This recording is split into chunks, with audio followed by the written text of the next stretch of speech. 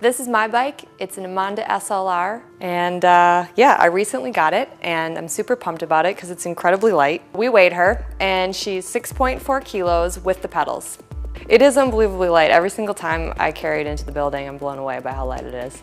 The reason I chose it is because it's a classic looking bike. It's amazing for climbing. It's really fast and stiff and responsive, but it's still a really comfortable ride on the road. Of all the bikes I've ever ridden, it's probably the most responsive bike. When you stomp on the pedals, it just goes. So my Anzwalla is made from our 700 series OCLV carbon, which is the lightest, strongest carbon that you can get. So my bike is an H2 geometry, which is not quite as aggressive as the H1, but I can get still pretty aggressive. You can see my saddle's quite a bit higher than the stem. So I still look like a badass, and it allows me to get in an aggressive position for cornering and riding and sprinting. The bike is also available in H1 geometry, which is a little bit more aggressive geometry.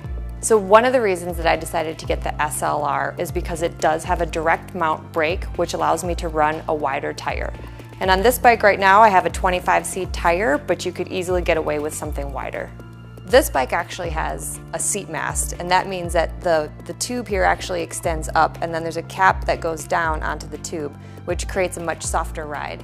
So one of the reasons I chose this bike is that it has a super clean, classic, simple look. The cables are actually routed internally. So when I decided to get this bike, there are a bunch of different paint options available and a bunch of different specs available.